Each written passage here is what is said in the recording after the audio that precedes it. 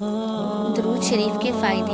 اگر آپ ڈپریشن کا شکار ہیں، سکون میسر نہیں، دل پریشان ہے، گھبراہٹ ہوتی رہتی ہے، مشکلات میں گھرے ہوئے ہیں، قرضوں میں پھنسے ہوئے ہیں، اپنوں نے ستایا ہوا ہے، دنیا نے منہ پھیر لیا ہے، کاروبار نہیں چل رہا، تو آپ کو چاہیے کہ آپ درود شریف پڑھیں، اس کی کثرت اپنی زندگی میں شامل کر لیں۔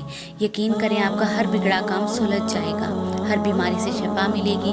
آپ یہ ہر لمحہ ہر سانس پڑھیں، یہ مت سوچیں کہ اس کا نتیجہ کب ملے گا یا مشکل کب حل ہوگی، کیونکہ ایسا کمزور ایمان والے کہتے ہیں۔ آپ یہ اپنے نبی صلی اللہ علیہ وآلہ وسلم کو نذرانہ پیش کرتے رہیں، دیکھنا آپ کی ہر مشکل حل ہو جائے گی انشاءاللہ۔ آپ کے گزرے دنوں میں بہترین دن وہی ہے جس میں آپ نے کثرت سے درود پاک پڑھا ہو، اور اس دن آپ کا دل اندر ہی اندر ایک خوشگوار پرکیف سا لطف محسوس کر رہا ہوگا۔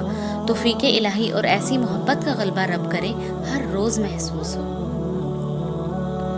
صرف ایک کام شروع کر دیجئے، درود پاک پڑھنا شروع کر دیجئے اور درود پاک کی دعوت دینا شروع کر دیجئے، اور یہ کام اپنے اوپر فرض کر لیں۔ سب درودوں سے افضل درود وہ جو سب اعمال سے افضل یعنی نماز میں مقرر کیا گیا ہے، یعنی درود ابراہیمی۔ درود شریف راہ چلتے بھی پڑھنے کی اجازت ہے، البتہ جہاں نجاست پڑی ہو وہاں پڑھنے سے رک جائیں۔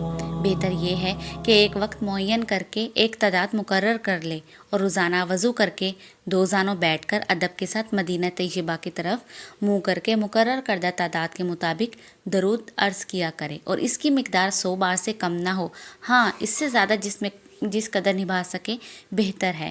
اس کے علاوہ اٹھتے بیٹھتے چلتے پھرتے باوضو بے وضو ہر حال میں درود جاری رکھیں۔ بہتر یہ ہے کہ ایک خاص صیغہ کا پابند نہ ہو، بلکہ وقتاً فوقتاً مختلف صیغوں سے درود عرض کرتا رہے تاکہ حضور قلب میں فرق نہ ہو۔